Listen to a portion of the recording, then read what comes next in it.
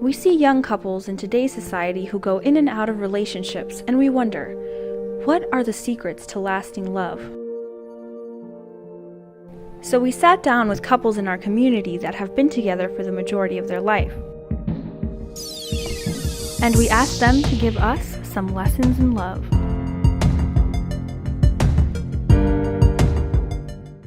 Love is hard to explain. There's a lot of definitions for love. I mean, you love in different ways. You love your friends, you love your children, you love your parents. But the love you have for a spouse is a different love because there has to be more than love there. There has to be a lot more. Love is 100% giving of self and thinking of the other person. Being able or wanting to do anything that you can possibly do for the other person and having them do the same for you. Because you never know what you're going to be called upon to do. So. Well, for me, it's not walking around with hearts and flowers above my head all day, but for me, it's kind of a lively relationship that has its ups and downs. Love is an action that surrenders itself for the sake of another.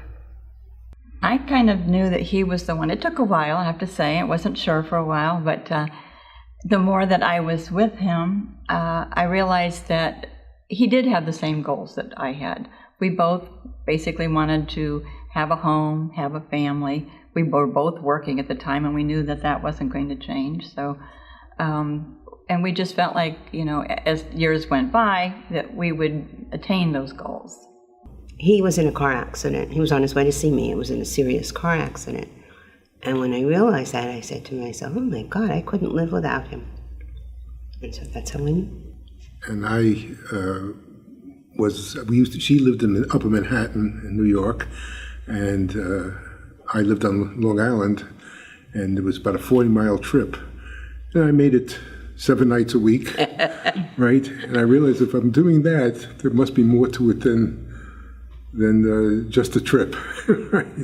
I thought I was doing the right thing. We just had it's a mutual connection. It was just a connection. It's a mutual understanding. We met in high school when I was 14. So we've been 14. We've been together since I was 14. Well, I don't really think you know when you're that young. You really don't know when you're that young. But we knew we liked each other. We liked each other, of course. And I think love grows. You just don't love somebody that love at first sight. No, I don't think so. I think love grows. And you know, when you're married so young like we were, you either grow up together or you grow apart. And we grew up together. Somebody asked me at work one time, and we were only married 25 years, and it was a man. Doesn't it get boring being with the same person and at the time it was only 25 years. And I said, well, a lot of it's how you look at it. And if seeing the same person day after day and doing some of the same things to you is boring, to me, I find it comfortable, and comfortable is not bad. I'm not going to have any big surprises next week. And secondly, that we work at making sure things aren't too boring or goofy. We took an interest in each other right away. It just, and as our relationship went along, at one point, we just made up our minds. You know, we belong together. We did. We did. We went to school together, starting about 5th grade or 6th grade. So we've known each other since then. So when I went to her school, didn't pay any attention to her pretty much because she was known as a mean girl. And it wasn't really until our sophomore year we played in the band together.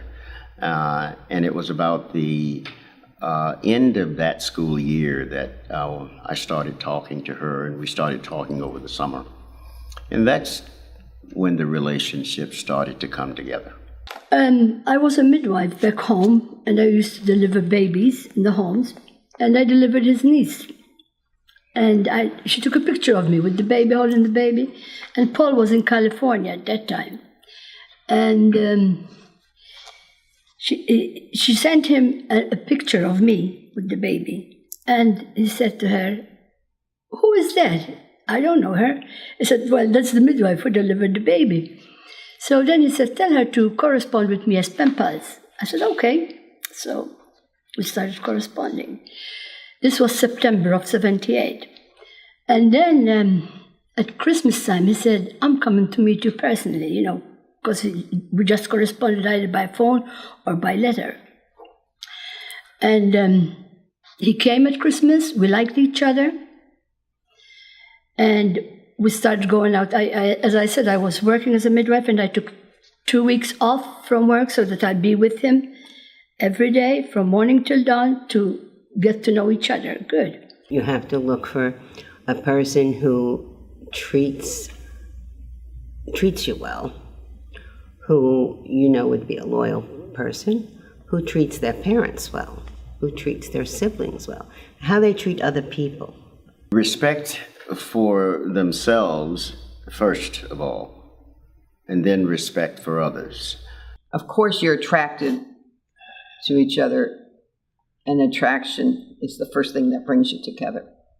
But you have to make sure that that person has the same goals that you have in life. If you know someone really well, not meet someone and then marry them 6 months later, for example. Know them longer than that. Know their family, what their family values are. Can make it, the sense of humor, someone who can make you laugh also. They can be a different race, they can be a different gender, they can be a different religion, but if you have the same morals and you have the same goals, you can work it out. Dating in this generation is a lot different than when we were young. First of all, there's the internet and phones, and every generation has their own thing. I remember when we were dating, we didn't have a telephone. I begged my mother for a phone because he had a phone. It's a lot different. The young people today have so much more at their disposal. They have, with all of the social media that's out there, it was a lot tamer when we were dating. We didn't have a lot of the distractions that are out there today.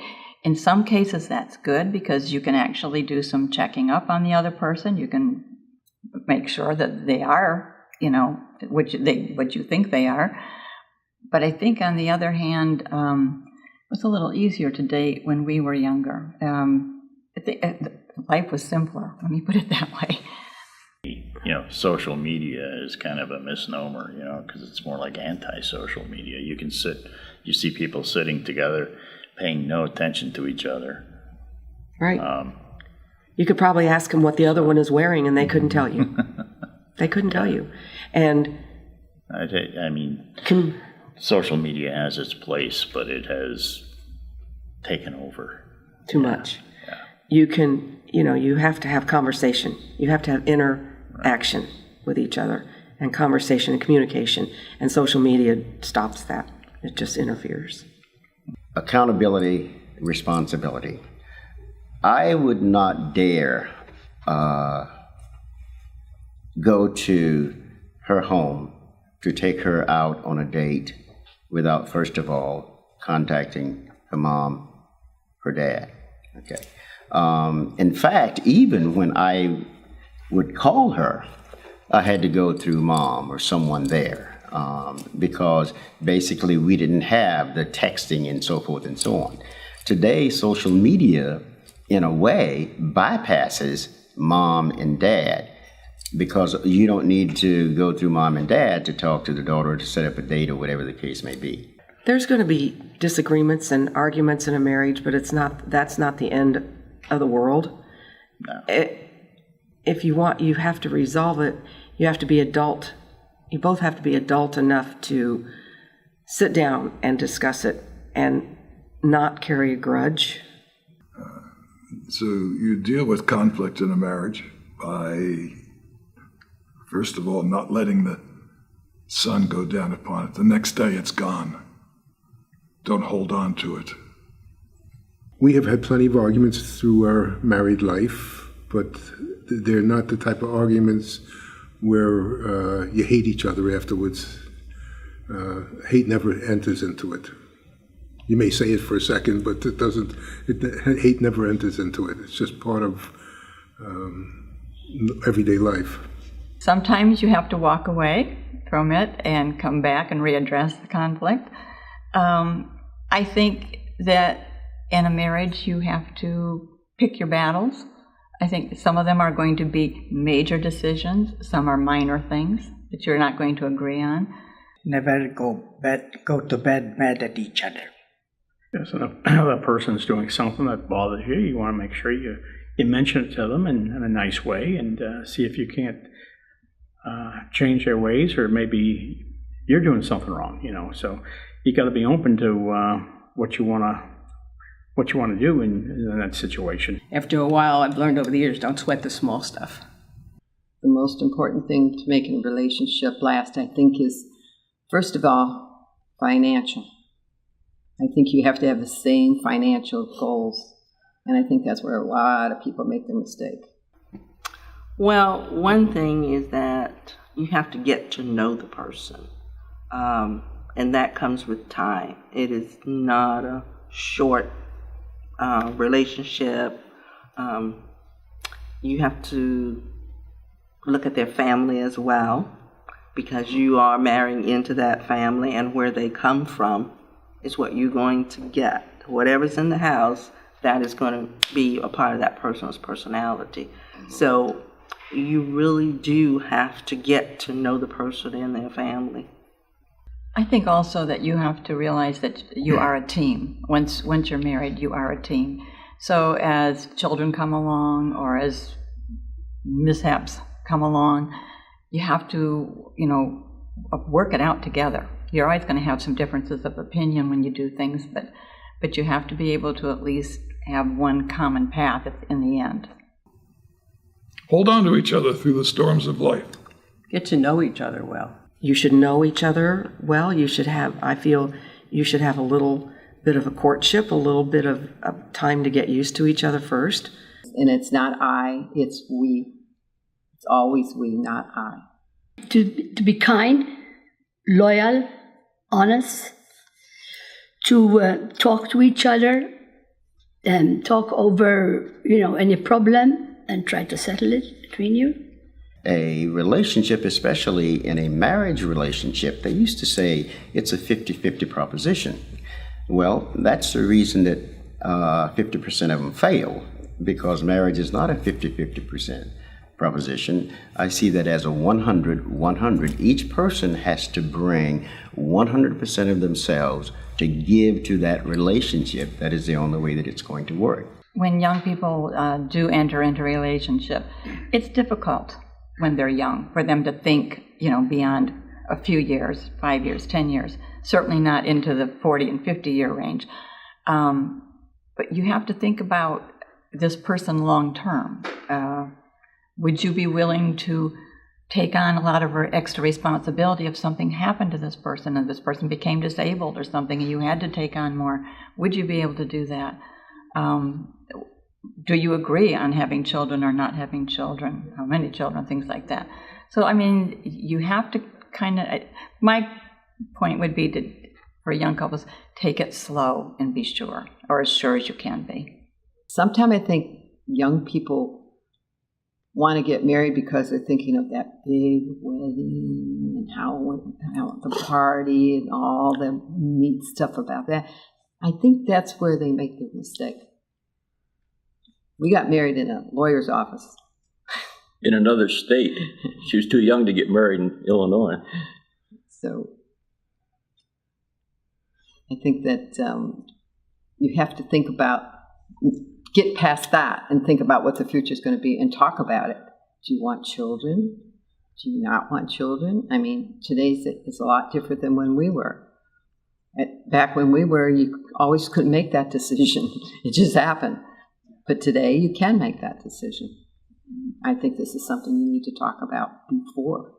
You know, you first meet a person, you say, oh, I like this. You form in lust. Lust is not what carries through.